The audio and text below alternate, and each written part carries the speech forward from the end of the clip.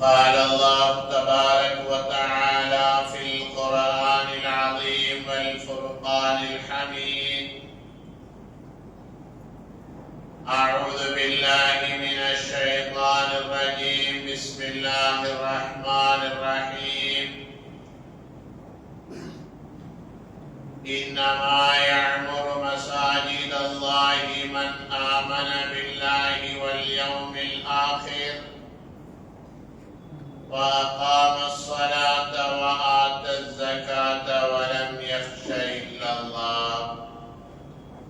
صدق الله العلي العظيم. قال النبي صلى الله عليه وسلم: إذا رأيتم الرجل يتعاهد المسجد فأشهدوا له بالإيمان، أو كما قال عليه الصلاة والتسليم. رضينا بالله ربا وبالإسلام دينا وبمحمد صلى الله عليه وسلم نبيا ورسولا وبمحي الدين عبد القادر الجيلاني قدس الله سره اللذيذ شيخا ومرشدا.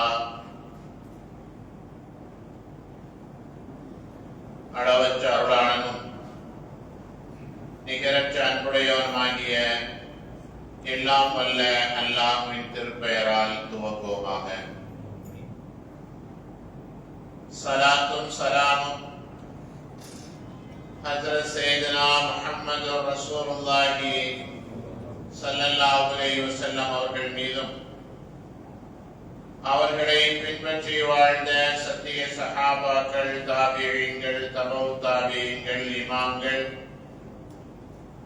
இன்று உலகத்திலே பல்வேறு பகுதியில் வாழக்கூடிய முஸ்லிம் சமுதாய மக்கள், குறிப்பாக இந்த ஜும்மாவுடைய தொழுகைக்காக முன்னமே வந்து அமர்ந்திருக்கிற நம் எல்லோரின் மீதும் அல்லாஹ்வின் அன்பும் அருளும் என்றென்றும் நின்று நீங்கா நிலவட்டுமாகுக. ரப்புல் ஆலமீன் அல்லாஹ் ஜல்ல ஷானுஹு வ தஆலா நமக்கும் நம்முடைய சந்ததிகளுக்கும் நீண்ட ஆயுளையும் நிறைவான செல்வத்தையும் நோயற்ற வாழ்வையும் குன்றாத மன நிம்மதியையும் சம்பூர்ணமான ஈமானிய பாக்கியத்தையும் தந்தருள் புரிவானாக. அன்பான பெருமக்களே, அல்லாஹ்வுடைய தூதர் முஹம்மது ரசூலுல்லாஹி ஸல்லல்லாஹு அலைஹி வஸல்லம் அவர்கள் மனித சமுதாயத்தை நல்வழிப்படுத்துவதற்காக தவறான பாதைகளில் செல்லக்கூடிய மனிதர்களை நேரான பாதையில் கொண்டு வந்து நிறுத்துவதற்காக மிகப்பெரிய ஒரு பிரச்சார களமாக மஸ்ஜிதுகளைத்தான் ஏற்பாடு செய்தார். மார்க்கம் சம்பந்தமான விஷயங்களை பேசுவதற்கும் கேட்பதற்கும், மக்களுக்கு மத்தியிலே நல்லொழுக்க பயிற்சிகளை ஏற்படுத்துவதற்கும், முஸ்லிம் சமூகத்திற்கு தேவையான எல்லா காரியங்களை செய்வதற்கும் ஒரு தலைமை அலுவலகமாக பள்ளிவாசல்களை பெருமான் ஸல்லல்லாஹு அலைஹி வஸல்லம் அவர்கள் உருவாக்கி காட்டினார். அந்த மஸ்ஜிதுகள் என்ன என்ன சேவைகளை செய்ய வேண்டும், நபிகளாருடைய எதிர்பார்ப்பு எப்படி இருந்தது, இப்போது எப்படி நடந்து கொண்டிருக்கிறது, பெருமான் ஸல்லல்லாஹு அலைஹி வஸல்லம் சொன்ன அந்த வழியிலே மஸ்ஜிதுகள் நடைபெறுகிற போது அதற்காக உதவியவர்கள், ஒத்தாசை செய்தவர்கள், தன்னுடைய நேரங்களை பணங்களை கொடுத்தவர்கள், அவர்களுக்கு கிடைக்கக்கூடிய வெகுமதிகள் என்ன என்பதை எல்லாம் பல்வேறு நபிமொழிகளின் வாயிலாக நபி அவர்கள் கூறி தந்திருக்கிறார். அன்பானவர்களே, நாம் எல்லோரும் கேள்விப்பட்ட ஒரு நபிமொழிதான். நபிகள் ஸல்லல்லாஹு அலைஹி வஸல்லம் சொன்ன வாசகம் பிரபலமான செய்தி, அஹப்புல் பிலாதி இலல்லாஹி மசாஜிதுஹா. நாம் இருக்கிற பகுதிகளிலேயே, நாம் இருக்கக்கூடிய ஊரிலேயே அல்லாஹுக்கு மிக விருப்பமான இடம் எது என்று சொன்னால் அவருடைய பள்ளிவாசல்கள் தான்.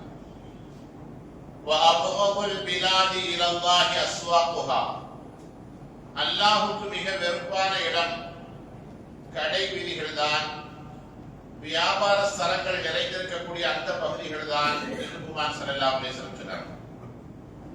உலகத்திலேயே ரப்பனுடைய பிரியம் நமக்கு கிடைக்கணும்னு சொன்னா மஸ்ஜிதுகள்ல நம்ம இருக்கணும். அது ஏன் மஸ்ஜிதுல அல்லாஹ்வுடைய பிரியம் கிடைக்குது நபி அவங்க குறிப்பிட்டு சொல்லி இருக்கிறாங்க. கடை தெருவுல, கடை வீதிகள்ல, பஜார்கள்ல கோபம் கிடைக்கும் சொல்றதுக்கு என்ன காரணம்? ஹதீஸ்களிலே விளக்கம் சொல்லப்பட்டிருக்கிறது. மஸ்ஜிதுகளில் தான் உண்மைகள் பேசப்படுகிறது, சத்தியங்கள் பேசப்படுகிறது, பொறாமைகள் இல்லாமல் இருக்கிறது, ஒருவருக்கொருவர் வீழ்த்த வேண்டும் என்ற வஞ்சக எண்ணம் இல்லாமல் இருக்கிறது. முழுக்க முழுக்க மஸ்ஜிதுகளிலே அல்லாஹ்வை நினைப்பதும் அவனுடைய தூதர் ஸல்லல்லாஹு அலைஹி வஸல்லம் சொன்ன நபிமொழிகளை பின்பற்றுவது மாத்திரமே மஸ்ஜிதுகளில் நடைபெறுகிற காரணத்தினால் அது அல்லாஹ்வுக்கு ரொம்ப பிரியமானது. ஆனா கடை வீதிகள் அப்படிங்கிறது அப்படி இல்லை. ஒரு 100 கடை வரிசையா இருக்கும். எல்லா கடையிலுமே இருக்கக்கூடிய வியாபாரிகள் முஸ்லிம்களாக இருப்பாங்கன்னு சொல்ல முடியாது. முஸ்லிம்களாக இருக்கக்கூடிய வியாபாரிகளுமே ஷரியத்துக்கு உட்பட்டு வியாபாரம் நடத்துவாங்கன்னு சொல்ல முடியாது. எந்த பொருளை விற்கலாம், எந்த பொருளை வாங்கலாம், எதை விற்க கூடாது, எதை வாங்கக்கூடாது ஷரியத்துக்கு சொல்லப்படுறது. எப்படி வியாபாரம் செய்யணும், எப்படி வியாபாரம் செய்யக்கூடாதுன்னு சொல்லப்படுறது. ஏமாற்றுதல் இருக்கக்கூடாது, மோசடி இருக்கக்கூடாது, நம்பகத்தன்மைக்கு மாற்றமாக எந்த பொய்யும் புரட்டும் இருக்கக்கூடாது. இது போன்ற வழிமுறைகள் எல்லாம் சொல்லித் தரப்பட்டிருக்கிறது. ஆனால் கடை வீதிகளிலே 99% நடக்கிறது. அப்படியான அங்கே அல்லாஹ்வுடைய கோபம் இறங்காமல் வேறு என்ன இறங்கும்? அதனால்தான் நபி அவர்கள் சொன்னார்கள், அல்லாஹுக்கு ரொம்ப வெறுப்பான இடம் என்பது கடை தெருக்கள் தான், பஜார்கள் தான் என்று குமார் ஸல்லல்லாஹு அலைஹி வஸல்லம் சொன்னார். ஹதீஸுடைய விளக்கங்களில் சொல்லப்பட்டிருக்கிறது. கடை வீதிகளுக்கு செல்கிற போது, நாம் ஏதேனும் பொருட்களை வாங்குவதற்காக செல்கிற போது என்ன தேவைக்காக போறோமோ அந்த தேவையை முடித்து விட்டு வேகமாக திரும்பி வந்து விட வேண்டும். நம்முடைய இல்லங்களுக்கு வந்து விடலாம், அல்லது மஸ்ஜிதுகளுக்கு வந்து விடலாம், அல்லது வேறு ஏதேனும் ஓய்வான தலங்களுக்கு வந்து விடலாம். தேவையில்லாமல் போய் அங்கே அமர்ந்து கொண்டிருப்பது, வியாபாரம் செய்வது, வாங்குவது என்பதை தவிர்த்து விட்டு வேறு ஏதேனும் பொழுதுபோக்குக்காக அங்கே போய் சென்று அமர்வது, பேசுவது, அரட்டை அடிப்பது போன்ற காரியங்களை தவிர்த்துக் கொள்ள வேண்டும். ஏனென்றால் ரப்புல் ஆலமீனுடைய கோபம் இறக்கக்கூடிய இடம் என்று விளக்கம் சொல்லப்பட்டிருக்கிறது. அப்படியானால் மஸ்ஜித் என்பது அல்லாஹ்வுடைய அன்பையும் அருளையும் முழுக்க முழுக்க பெற்றுத் தருவதற்குண்டான ஒரு இடம். நபிகள் ஸல்லல்லாஹு அலைஹி வஸல்லம் அவர்கள் இந்த மஸ்ஜிதுகளை உருவாக்குவதிலே மிகுந்த கவனம் செலுத்தி இருக்கிறார். முஸ்லிம்களுடைய குடியிருப்புகள் எங்கெல்லாம் இருக்கிறதோ, கூட்டாக முஸ்லிம்கள் எங்கெல்லாம் வசிக்கிறார்களோ, அங்கே ஒரு பள்ளிக்கூடத்தை நிறுவுவதற்கு முன்னால், ஒரு கல்லூரியை நிறுவ வேண்டும் என்பதற்கு முன்னால், அல்லது ஒரு சந்தை போன்ற பொருட்கள் வாங்கக்கூடிய ஒரு இடத்தை ஏற்பாடு செய்வதற்கு முன்னால் நபிகள் ஸல்லல்லாஹு அலைஹி வஸல்லம் செய்த மிகப்பெரிய பணி என்ன தெரியுமா? மஸ்ஜிதை உருவாக்குவதுதான். காரணம், மஸ்ஜித் என்பது முஸ்லிம்களுக்கு வழிகாட்டக்கூடிய ஒரு மிகப்பெரிய விசாலமான தளம். அது அதை ஏற்படுத்தி விட்டால் எல்லா விதமான காரியங்களும் அங்கே நடைபெறும்.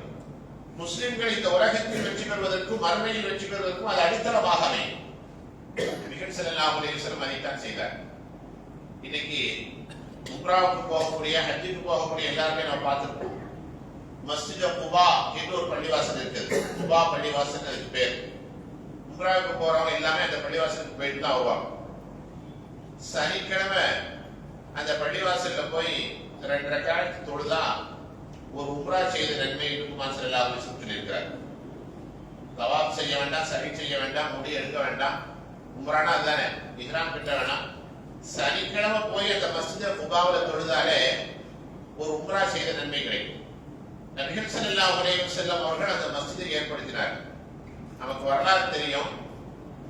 மக்கத்துல் முக்கர்ரமாவில் இருந்து மதீனத்துல் முனவ்வராவுக்கு ஹிஜ்ரத் வந்த போது நபிகள் ஸல்லல்லாஹு அலைஹி வஸல்லம் இப்போது மஸ்ஜித் குபா இருக்கக்கூடிய அந்த இடத்திலே 10 நாட்கள் தங்கியிருந்தார். அங்கு இருக்கக்கூடிய மக்களை பார்க்கிறார். பனு அம்ர் இப்னு அவுஃப் என்று சொல்லப்படக்கூடிய கோத்திரத்தார் அங்கே வசித்துக் கொண்டிருக்கிறார். பார்த்தா பள்ளிவாசல் இல்லை. நபிகள் ஸல்லல்லாஹு அலைஹி வஸல்லம் அவர்கள் எல்லோரிடத்திலும் சேர்ந்து ஆலோசனை செய்து ஒரு இடத்தை ஏற்பாடு செய்து அங்கே மஸ்ஜிதை உருவாக்கினார். அதுக்கு பேர் தான் மஸ்ஜித் குபான் பேர். மதீனாவுக்கு வந்துட்டாங்க. நான் வந்துட்டு அப்படியே அங்க உட்கார்ந்துடல. நம்ம ஏற்படுத்தின பள்ளிவாசல், அதை நம்ம பராமரிக்கணும், பாதுகாக்கணும், போய் வந்து இருக்கணும் அப்படிங்கிறதுக்காக நபி ஸல்லல்லாஹு அலைஹி வஸல்லம் சனிக்கிழமை அங்க வருவாங்க.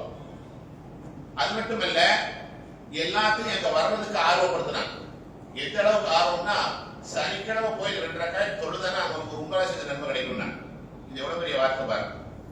நபிகள் ஸல்லல்லாஹு அலைஹி வஸல்லம் செய்த பணி, முஸ்லிம்கள் கூட்டாக குடியிருக்கக்கூடிய பகுதிகளிலே மஸ்ஜிதை ஏற்படுத்த வேண்டும், அந்த மஸ்ஜிதை பராமரிக்க வேண்டும், அதை பாதுகாக்க வேண்டும், அதை கண்காணிக்க வேண்டும். எல்லா வேலைகளையும் நபி ஸல்லல்லாஹு அலைஹி வஸல்லம் ஈடுபட்டிருக்கிறார். எத்தனையோ விஷயங்களை நம்ம சுன்னத்து நம்ம விளக்கி வச்சிருக்கிறோம். இதெல்லாம் எப்படி சுன்னத்தோ அதே மாதிரி மஸ்ஜிதுகளை பராமரிப்பது ஒரு முக்கியமான சுன்னத்தாகும். மஸ்ஜிதுகளுக்கு தேவையான காரியங்களை செய்வது ஒரு சுன்னத்தாகும். பெருமானார் ஸல்லல்லாஹு அலைஹி வஸல்லம் அவர்கள் அந்த காரியத்தை மிக அழகாக செய்தார்கள். அது மட்டுமல்ல, அங்கே குடியிருக்கக்கூடிய எல்லா முஸ்லிம்களையும் அந்த மஸ்ஜிதோடு தொடர்பை உருவாக்கினார். சும்மா இருக்கிறது இல்லை சொல்றேன், யாரும் தப்பா நினைக்காதீங்க. நம்ம மஹல்லாவுல 5 வருஷம் 6 வருஷமா இருக்கிறவங்க மஸ்ஜிதோட தொடர்பே இல்லாம இருக்கிறாங்க. சமீபத்தில் ஒரு நிகழ்ச்சி, யாரும் பேர் சொல்ல மாட்டோம், இன்ஷா அல்லாஹ், அடிச்சு கேட்டான்னு சொல்ல மாட்டோம். மகனுக்கு கல்யாணம் வந்து என்ஓசி கேட்கிறாரு. அவர் சந்தாவும் கெட்டல, மஸ்ஜிதுக்கும் வரல, யாருமே அவரை பார்த்ததே இல்லை. 6 வருஷமா நான் இங்க இருக்கிறேங்கிறார். யோசனை பண்ணி பாருங்க. அவர் கொடுக்கிற 100 ரூபாய் சந்தா இங்க முக்கியம் இல்லை, மஸ்ஜிதோடு ஒரு தொடர்போடு இருக்க வேண்டும். மஸ்ஜிதுடைய தொடர்பு இருந்தால்தான் அவர் யார் என்னன்னு தெரியும். அவர் சம்பந்தமான நல்லது கெட்டதுகளுக்கு இங்க இருக்கக்கூடிய நிர்வாக பெருமக்கள், அதே போன்ற உலமாக்கள், மற்றவர்கள் எல்லாம் இணங்கி செயல்படுவதற்கான வாய்ப்பு இருக்கும். நிறுவனத்தை விட்டுருங்க, ஒரு மவுத் ஏற்பட்டுச்சு வைங்க, என்ன செய்ய முடியும்? யார் என்னன்னு தெரியும். இன்னைக்குள்ள சூழ்நிலைகள்ல ஆண்கள் புர்கா போட்டுட்டு பொம்பளை மாதிரி போய் நிற்கிறான். மீடியாக்களை பார்க்கணுமா இல்லையா? வெறுமனே அடையாளம் வச்சு எந்த முடிவும் செய்ய முடியாது. வாரத்துல ஒரு நாள் கூட ஜும்மாவுக்கு வர முடியலன்னா எப்படி? சரி, பகல் முழுக்க வேலைக்கு போனாலும் ஒரு ஃபஜ்ருக்கும் ஒரு இஷாவுக்குமாவது வர முடியலன்னா எப்படி? மற்ற நேரங்களில் வீட்டுல தொழுதுட்டாலும் வெளியில தொழுதுட்டாலும் வர முடியலங்கிறது எவ்வளவு சிரமமான காரியம். நபிகள் ஸல்லல்லாஹு அலைஹி வஸல்லம் அவர்கள் எல்லோரையும் மஸ்ஜிதோடு தொடர்புபடுத்தினார். என்ன காரியங்கள் நடந்தாலும் மஸ்ஜிதோடு சம்பந்தம் இருக்கணும். காசுக்காக சொல்லவில்லை, பணத்துக்காக சொல்லவில்லை. முஸ்லிம்களாக இருப்பவர்கள் நம்முடைய சொந்த ஊர்களாக எந்த ஊராக இருந்தாலும் சரி, நாம் அங்கேயே எல்லா தொடர்புகளையும் கொடுக்கல் வாங்கலை வைத்துக் கொண்டிருந்தாலும் சரி, மஸ்ஜிதோடு ஒரு நெருக்கம் இருந்தால்தான் நமக்கு உயர்வு கிடைக்கும்.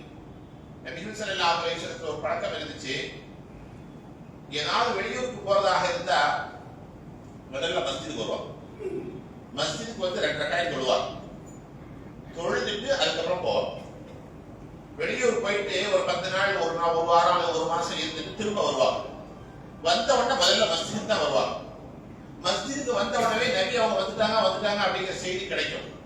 அவருடைய மனைவிமார்களுக்கு, குடும்பத்தார்களுக்கு எல்லாத்துக்குமே செய்தி போயிடும். அதுக்கப்புறம் நபி ஸல்லல்லாஹு அலைஹி வஸல்லம் வீட்டுக்கு போவாங்க. இதுல பல விஷயங்கள் சொல்லப்பட்டிருக்கு. பொதுவாகவே இன்னைக்கு தொலைத்தொடர்பு சாதனங்கள் நிறைய வந்துருச்சு. நம்ம எங்க இருக்கிறோம் அப்படிங்கிறத நம்ம வீட்டுல இருக்கிறவங்க பார்த்துட்டே இருக்கிறாங்க. இன்னைக்கு அந்த அளவுக்கு முன்னேறிட்டோம். ஆனா இருந்தாலும் நபிகளாருடைய ஒரு அறிவுறுத்தல் என்னன்னா, நீங்க வெளியூருக்கு போயிட்டீங்கன்னா வீட்டுக்கு வர்றதுக்கு முன்னால நான் வரப்போறேங்கிற செய்தியை சொல்லிட்டு நீங்க வீட்டுக்கு வாங்க. பெருமானார் ஸல்லல்லாஹு அலைஹி வஸல்லம் சொன்னார். நம்முடைய மனைவி தான் இருப்பாங்க. ஆனா நம்முடைய மனைவி நமக்காக அவர் தயார் நிலையில் இருக்க வேண்டும். அலங்கோலமாக இருக்கக்கூடாது, அலங்கரித்து இருக்க வேண்டும். கணவனை வரவேற்க வேண்டும். இது போன்ற செய்திகள் எல்லாம் செய்ய வேண்டும். அன்னைக்கு இந்த மாதிரி போனு மற்ற சாதனங்கள்லாம் இல்லாத காரணத்தினால நபி அவர்கள் மஸ்ஜிதுக்கு வந்துடுவார்.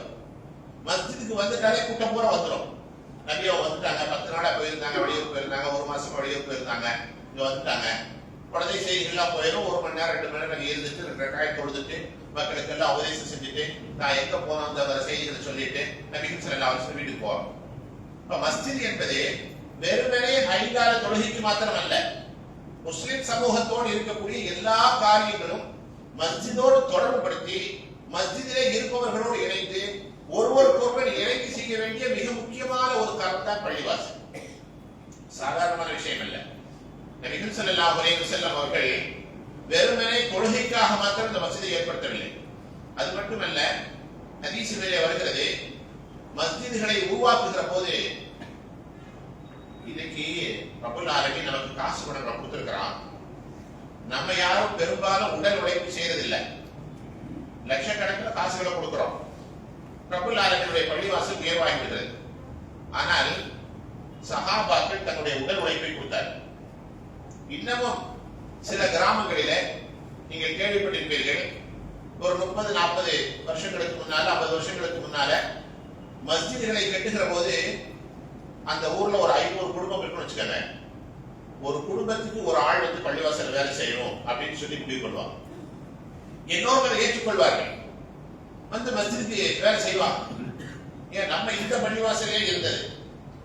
இப்போது நான் உங்களுக்கு முன்னால் இமாமாக இருந்து கொண்டிருக்கிறேன். எனக்கு இந்த பள்ளி தொடங்கிய காலத்திலே இருந்து தொடர்பு இருக்கிறது. ஆரம்ப காலங்களிலே வாவின் தான் ஊரு, உங்க எல்லாத்துக்கும் தெரியும். 96ல தராவி தொழுகைக்காக நான் இங்கே வருகிற போது வாவில இறங்கி தான் வரணும். ரோடே இருக்க, கரடு முரடான பாதை, பள்ளிவாசல் மட்டும்தான் தனியா இருக்கும். அந்த நேரத்தில் இங்க யாரும் தங்க முடியாது.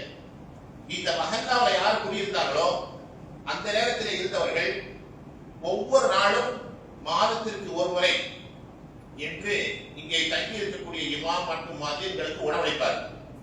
அது இன்னைக்கும் தொடர்கிறது. அது ஒரு மிகப்பெரிய சேவை. சென்னையில நமது மஸ்ஜிதை தவிர வேற எந்த மஸ்ஜிதிலும் இந்த அளவுக்கு விரிவாக இல்லை. ஒரு நல்ல விஷயத்தை நாம் பாராட்டிதான் ஆக வேண்டும். தப்பு இல்லை, யாருடைய முகஸ்துதிக்காக சொல்லல. ஆனா நான் இதை சொல்றதுக்காக வரல. அந்த நேரத்தில் ஒரு முடிவு என்னன்னா, யார் உணவு கொடுக்கிறார்களோ அவர்கள் அன்று இரவு பள்ளிவாசலுக்கு தங்க வேண்டும். எனக்கு தனியா தூங்க முடியாது. இப்போது நான் விரிவாக்கம் செய்திருக்கக்கூடிய அந்த இடங்களிலே அறை இருந்தது. அப்போதெல்லாம் நிம்மதியாக இங்கே உறங்க முடியாது. பல்வேறு மக்கள் தவறான முறைகளிலே சென்று கொண்டிருப்பார்கள். தண்ணியை போட்டு சுத்துவாங்க. வெவ்வேறு ரவுடிகள் வாழ்ந்து கொண்டிருந்த இடம். அது போன்ற இடங்கள் தான் இந்த மஸ்ஜிதுகளாக உருவாக்கப்பட்டிருக்கிறது. எதற்காக சொல்லுவார்கள் என்று சொன்னால், மஸ்ஜிதுகள் உருவாக்குவதற்காக உடல் உழைப்பை சஹாபாக்கள் கொடுத்தது மாத்திரமல்ல, எல்லா இடங்களிலும் அது நடக்கிறது. கிராமங்களில் நடந்திருக்கிறது, நமது மஸ்ஜிதில் கூட அது நடந்திருக்கிறது. எத்தனையோ பெரியவர்களை நான் பார்த்திருக்கிறேன். மஸ்ஜிதுகளுடைய வேலைகளில் ஈடுபடுவார். பாயை சுத்துவாங்க, மஸ்ஜிதை சுத்தப்படுத்துவாங்க. நம்ம நினைக்கிறோம் அவர் நிர்வாகி அப்படின்னு. கிடையாது. எல்லா வேலைகளையும் பார்த்தவர்களை நான் பார்த்திருக்கிறேன். நேரடியாக பார்த்த சாட்சிகளை சொல்லிக் கொண்டிருக்கிறேன். அப்படியானால் மஸ்ஜிதுக்காக நாம் ஒவ்வொருவரும் உழைக்க வேண்டும், மஸ்ஜிதை உருவாக்க வேண்டும். நபிகள் ஸல்லல்லாஹு அலைஹி வஸல்லம் அவர்கள் மதீனத்துல் முனவ்வரா வந்த உடனேயே ஹிஜ்ரத்துக்கு வந்துட்டாங்க. மஸ்ஜித் குபாவை கட்டியாச்சு. மதீனத்துல் முனவ்வராவுக்கு வர்றாங்க. வந்த உடனேயே அவர்கள் செய்த முதல் படியும் பள்ளிவாசலை உருவாக்க வேண்டிய வேலையை தான் செய்தார்கள். தங்கி இருந்தாங்க வீட்டுல. பக்கத்துல ஒரு இடம் இருந்துச்சு. நமக்கு எல்லாத்துக்கும் வரலாறு தெரியும். அந்த இடத்தை பாக்குறாங்க. இது யாருக்குள்ள இடம்? சஹில் சுஹைல் என்ற 2 அனாதை சிறுவர்களுக்குரியது என்று சொல்லப்பட்டது. நபிகள் ஸல்லல்லாஹு அலைஹி வஸல்லம் அவங்க அழைச்சிட்டு வந்து வர சொல்லி அவரிடத்திலே பேச்சுவார்த்தை நடத்தி அந்த இடத்துக்கு தேவையான பணத்தை அவரிடத்திலே கொடுத்து விட்டு அந்த இடத்துல பள்ளிவாசல் கட்டினாங்க. அதுதான் மஸ்ஜிது நபவி. முஹம்மது ஸல்லல்லாஹு அலைஹி வஸல்லம் அவர்கள் மதீனத்துல் முனவ்வரா வந்த போது மதீனாவிலே வெறும் 6 தெருக்கள் தான் இருந்தது. வரலாற்றிலே குறிக்கப்பட்டிருக்கிறது. மஸ்ஜிது நபவியை கட்டும் போதே அந்த 6 தெருக்களில் இருந்து மக்கள் வருகிற வண்ணம் வாசல்களை அமைத்திருந்தார்கள். ஒரு வாசல் கிடையாது. இந்த தெருவில் வரவங்களும் வரலாம், அந்த தெருவில் வரலாம். அப்படி தன்னுடைய வீடுகளில் இருந்து சஹாபாக்கள் வருவதற்கான வழியை ஏற்படுத்தி இருந்தார். அந்த நேரத்துலதான் இந்த ஈதுடைய தொழுகைக்கு நான் வெளியில போய் தொழுகணும் அப்படிங்கிற ஒரு எண்ணம் உருவாது. பள்ளிவாசல் விசாலமானது. இந்த இடத்துல முக்கியமான ஒரு வசா இருக்காது சொல்ல வர்றேன். பள்ளிவாசல் விசாலமானது. என்ன நடந்தது தெரியுமா? இன்னைக்கு போய் பாருங்க, மஸ்ஜிது நபவியில் தான் ஈது தொழுகிறார். அப்ப ஈது தொழுகை திடலில் நபி அவர்கள் தொழுதார்கள் என்று நபிமொழி இருக்கிறது. அதை இன்னைக்கு வரைக்கும் பிடிச்சிட்டு இருக்கிறது கட்டாயம் இல்லை. எங்கு முழுமையாக எல்லோரும் தொழ முடியாத ஒரு நிலை இருக்கிறதோ அப்போ அப்போதுதான் கிணறுக்கு போக வேண்டும். இப்போது ஹரம் ஷெரீஃபில் தான் ஈத் தொழுகை நடக்கிறது, மஸ்ஜித் நபவியில் தான் நடக்கிறது. காரணம் அந்த அளவுக்கு விசாலமாகிவிட்டது. அது கட்டாயம் இல்லை. நாங்கள் தான் சுண்ணத்தை பின்பற்றுகிறோம், திடலிலே தொழுகிறோம், நீங்க எல்லாம் பள்ளிவாசல தொழுகிறீங்க, அந்த காலத்து மாதிரி வாழ்க்கை, அது தப்பு. விவரம் தெரியாம விளக்கம் தெரியாம சொல்றோம், சொல்லிக்கிட்டு இருக்கிறோம். நமக்கு அது நோக்கம் அல்ல. அவர்களை குறை சொல்கிறோம் என்பதை விட நாம் செய்வது சரியான பாதையில் போய் கொண்டிருக்கிறோம் என்பதைத்தான் உங்களுக்கு விளக்க வருகிறேன். மற்றவர்களை குறை சொல்ல வேண்டிய அவசியமும் தேவையும் நமக்கு கிடையாது. நாம் நல்ல பாதையில் போய் கொண்டிருக்கிறோம், நாம் தவறான பாதையில் போகவில்லை. சில நேரங்கள்ல நம்ம ஈமான் பாத்தீங்களா அப்படின்னு நடிக்கிறோம், அது சரியா இருக்குமோ, இது சரியா இருக்குமோ, நம்ம கொஞ்சம் மாத்தி போயிட்டு இருக்கிறோமோ, இந்த அஜித்மார்கள்லாம் விளக்க தெரியாம பேசிட்டு இருக்காங்களோ அப்படிங்கிற மாதிரி ஒரு எண்ணம் வந்துடும். அது வரக்கூடாதுங்கிறதுக்காக சொல்கிறேன். நபிகள் ஸல்லல்லாஹு அலைஹி வஸல்லம் அவர்கள் மஸ்ஜித் நபவியை உருவாக்கினார்கள். அதிலும் பாருங்க, நபி அவங்க கூப்பிட்டு அந்த 2 பேரை பேசுற உடனே நான் சும்மா தந்துடுறேன்னு சொன்னாங்க. அவங்களும் முஸ்லீம்கள் தானே. நான் நபி ஸல்லல்லாஹு அலைஹி வஸல்லம் சொன்னாங்க, அவர்கள் அனாதைகளாக இருக்கிறாங்க, அவங்ககிட்ட நம்ம சும்மா வாங்கக்கூடாது, காசு கொடுத்து தான் வாங்கணும். யாரு செல்வம் வச்சிருக்கிறீங்க, பணத்தை கொடுங்க. நபிகள் ஸல்லல்லாஹு அலைஹி வஸல்லம் சொன்னார்கள். அந்த அடிப்படையிலே கிரயம் கொடுத்து அந்த இடம் வாங்கப்பட்டது. இன்னைக்கு சத்தியம் என்று சொல்லலாம், உலகம் முழுக்க இருக்கக்கூடிய பள்ளிவாசல்கள் எந்த பள்ளிவாசலும் புறம்போக்கு நிலத்துல இருக்காது, அரசு நிலத்துல இருக்காது. மற்றவங்கள மாதிரி மரத்தை பார்த்தவன துணியை சுத்திட்டு தொங்கோட்டை போட்டுட்டு இந்த பிற காரியங்கள் செய்யக்கூடியவர்கள் எல்லாம் முஸ்லிம்கள். எந்த இடமாக இருந்தாலும் ஒன்று ஒரு தனவந்தர் தன்னுடைய சொத்து முழுவதையும் கொடுத்து வாங்கி வக்ஃப் செய்திருப்பார், அல்லது முஸ்லிம்கள் எல்லோருமாக சேர்ந்து பணம் கொடுத்து வாங்கி கொடுத்திருப்பார்கள்.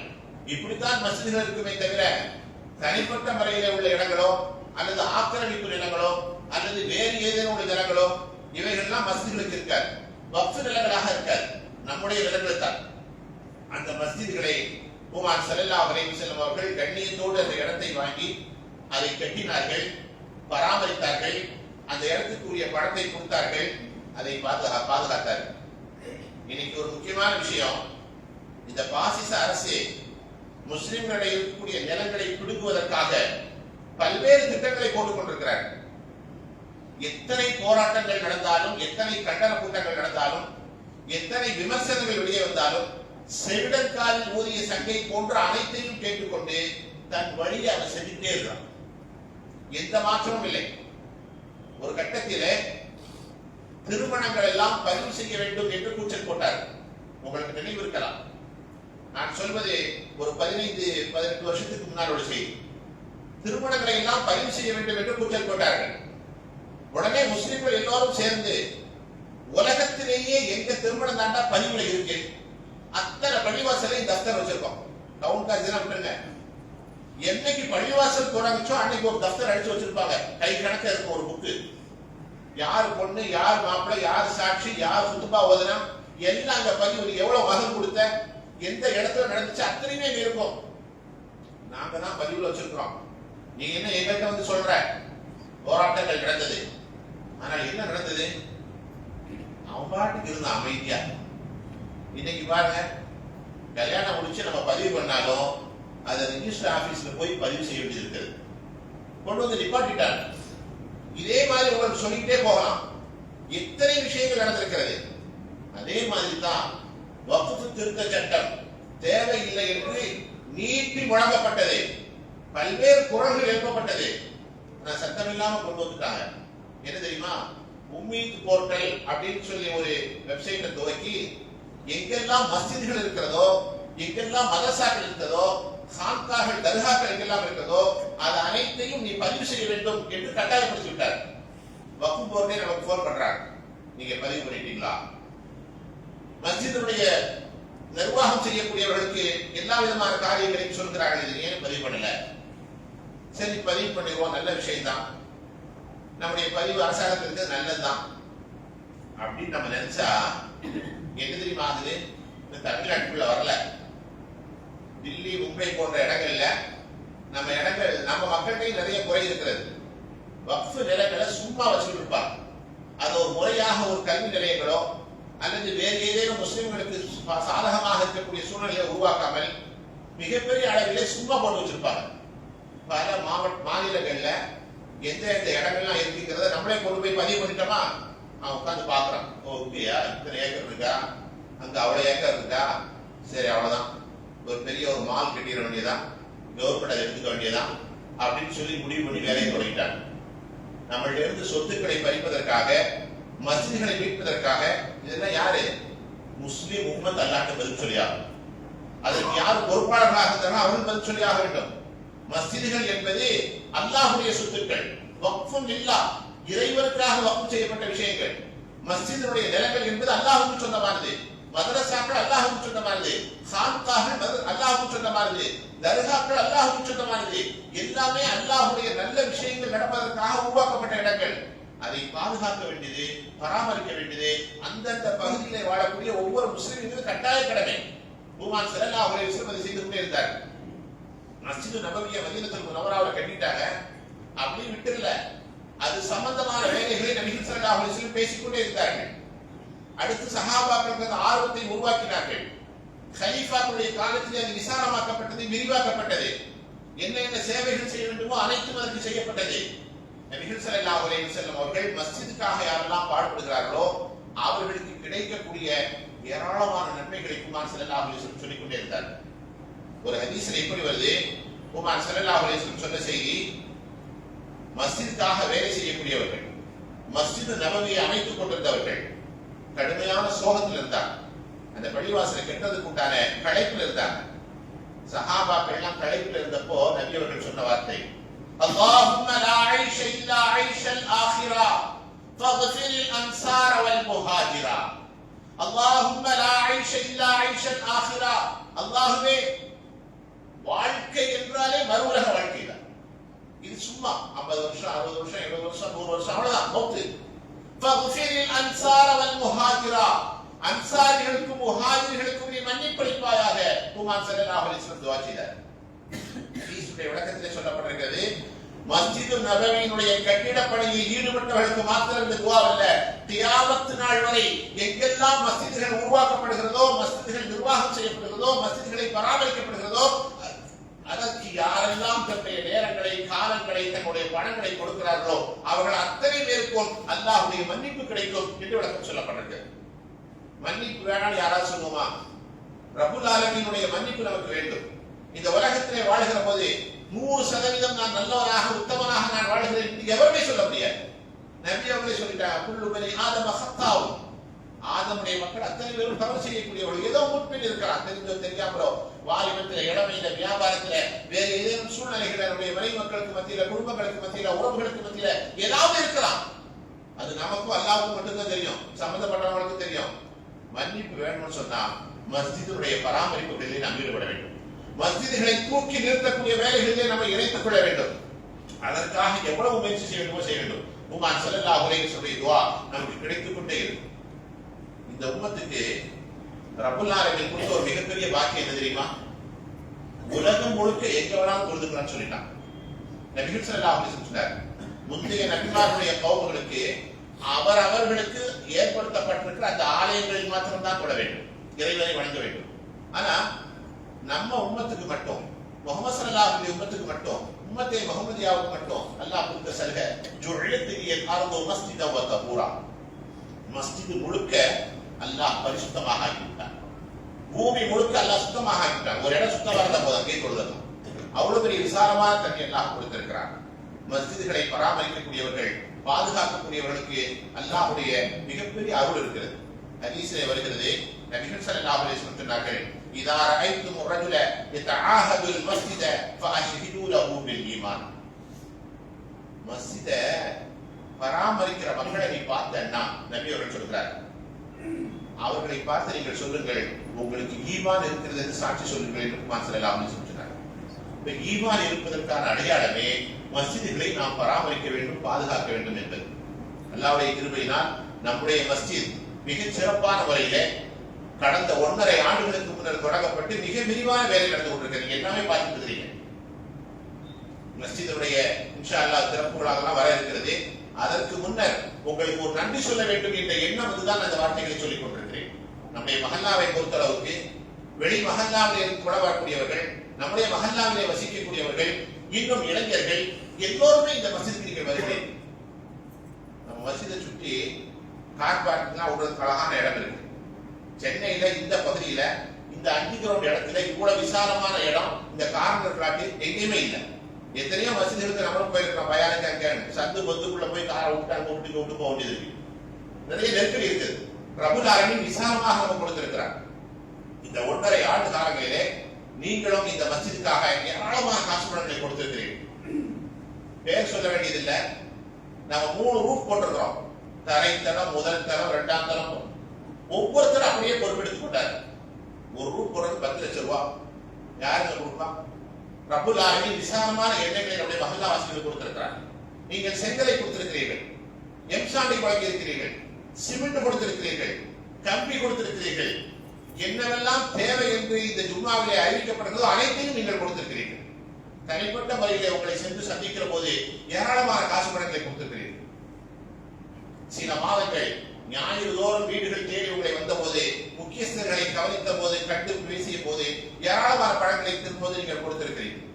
உண்மையிலேயே ரப்புல் ஆலமீன் இந்த சமுதாயத்திற்கு, நம்முடைய மஹல்லாவாசிகளுக்கு ஏராளமான பரக்கத்தை செய்வானாக.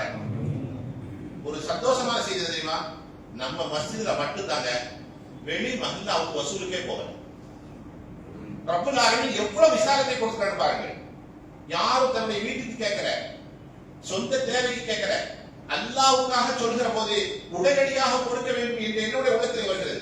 ஒவ்வொரு வாரமும் சொல்லும் போது தப்பா நினைக்காதீங்க. நமக்கே சில நேரங்களில் மனசுல இல்ல, வாரம் வாரம் சொல்றோம் யாரும் நினைப்பாங்களோ அப்படின்னு இருந்தாலும் மனசு தைரியப்படுத்திட்டு அல்லாஹ்வுக்காண்டி தானே சொல்றோம், ரப்புக்காக தானே சொல்றோம். சொல்லுகிற போது கொடுத்தவர்கள் திரும்ப திரும்ப நீங்கள் கொடுத்துக் கொண்டே இருக்கிறீர்கள். முடியும் தருவாயிலே இருக்கிறது. மஸ்ஜிதுடைய வேலைகள் முடியும் தருவாயிலே இருக்கிறது. இன்ஷா அல்லாஹ் பிப்ரவரியில நோம்பு வர இருக்குன்னு நினைக்கிறேன். பிப்ரவரி 15க்கு மேல நினைவா ரமலானுடைய பிற வரும். அதுக்கு முன்னால் இன்னும் வேலைகள் முடிக்க வேண்டியது இருக்கிறது. கட்டிடங்கள் போன்றவைகள் எல்லாம் அது முடியும் தருவாயிலே எவ்வளவு பெரிய காசு இருக்குங்கிறது வீடு கட்டி பார்த்த உங்களுக்கு நல்லாவே தெரியும். இது சொல்ல வேண்டிய அவசியம் இல்லை. நிறைய தேவைப்படுகிறது. தரை தளத்திலே விரிவாக்கப்பட்ட இடங்களில ஃபேன் மாட்டியாச்சு. இன்னும் முதல் தரம் 2ஆம் தரங்களில இன்னும் ஃபேன் மாட்டல. நீங்க ஒவ்வொருத்தரும் ஒவ்வொரு ஃபேன் வாங்கி கொடுத்து கொடுத்தீங்கன்னா ஒவ்வொரு கலரா போயிடும். அது சரி இருக்காது. அதனால ஒரு 10 ஃபேன் நம்ம நீர் வச்சுக்கலாம், ஒரு 20 ஃபேன் நம்ம நீர் வச்சுக்கலாம். அதற்குரிய பணத்தை நீங்க கொடுக்கலாம். அதே மாதிரி இன்னும் நிறைய நமக்கு தேவைகள் இருக்காது. எத்தனையோ விஷயங்கள் இருக்காது. இன்னும் வயரிங் பண்ண வேண்டியது இருக்குது. அதுக்கு நான் இத்தனை கேபிள் வாங்கி தர்றேன், இத்தனை ரோல் வாங்கி தர்றேன் அப்படின்னு சொல்லி நீங்க நீர் வைக்கலாம். ஏதாவது இந்த மஸ்ஜிதுக்காக கொடுக்கலாம். அதே போன்று இன்னும் சில வேலைகள்லாம் நிறைய இருக்கிறது. என்ன தேவை என்பதை நிர்வாகத்தை அணுகி உங்களால் முடிந்த அளவுக்கு இன்ஷா அல்லாஹ் தொழுகை முடிச்சுட்டு போறப்போ தாராளமாக கொடுங்கள். இந்த வாரம் இல்லைனா கூட அடுத்த வாரம் கொடுக்கலாம். மஸ்ஜிதை பராமரிக்க வேண்டியது, பாதுகாக்க வேண்டியது ரொம்ப தேவையாக இருக்கு. எல்லா காரியங்களையும் நாம் மஸ்ஜித் வச்சுதான் செய்து கொண்டிருக்கிறோம். அது சமீப காலங்கள்ல, இன்னும் வரக்கூடிய காலங்கள்ல மஸ்ஜிதுடைய தேவை என்பது முஸ்லிம் சமூகத்துக்கு நிறைய இருக்கிறது. எஸ்ஐஆர் போன்ற விஷயங்களை வெளியிட்ட போது கூட இங்கே மஸ்ஜிதிலே முகாம்கள் அமைத்து எல்லோரையும் வர வைத்து அதை நாம் சரி செய்திருக்கிறோம். இன்னைக்கு பட்டியல் வெளியிடுறாங்க, மாலையில் 5 மணிக்கு வெளியிடுறாங்க. இன்ஷா அல்லாஹ் சில ஜும்மா கொடுத்துட்டு நிர்வாகத்தில் இன்ஷா அல்லாஹ் கலந்து பேசுவாங்க. அடுத்து அந்த பட்டியல நம்முடைய பேர்கள்லாம் வருதா அப்படிங்கிறது சரி பண்ணி பார்க்கணும். அதற்கு ஒரு நாள் அமைத்து எல்லோரையும் வர வைத்து இது போன்ற சமூக சேவைகள், குடும்பங்களுக்கு மத்தியிலே பிரச்சனை ஏற்பட்டால் அதையெல்லாம் உட்கார்ந்து பேசக்கூடிய தரம் பள்ளிவாசல்கள் தான். கணவன் மனைவி மத்தியிலே சுமூகத்தை ஏற்படுத்துவதற்கான இடங்கள் பள்ளிவாசல்கள் தான். இது அனைத்தும் சமரசம் செய்யக்கூடிய இடங்களாக பள்ளிவாசல் இருக்குது. குர்ஆன் ஷரீஃபை ஓதுவதற்கு, திக்ர் செய்வதற்கு, எல்லோரும் தொழுவதற்கு பள்ளிவாசல் என்பது 24 மணி நேரமும் செயல்பட வேண்டிய இறைவனோடு தொடர்பு இருக்கக்கூடிய ஒரு ஆலயம். அந்த ஆலயத்திற்காக அல்லாஹ்வை தொழுவதற்காக உதவி கேட்கிறோம். தாராளமாக இன்ஷா அல்லாஹ் உதவி செய்யுங்கள். ரப்புல் ஆலமீன் அல்லாஹ் ஜல்ல ஷானஹு நமக்கும் அல்லாஹ்வுடைய மன்னிப்பையும் அருளையும் நிறைவாக தந்தருவானாக. வாஹிரு தஅவானா அல்ஹம்துலில்லாஹி ரப்பில் ஆலமீன். சுன்னத்துல்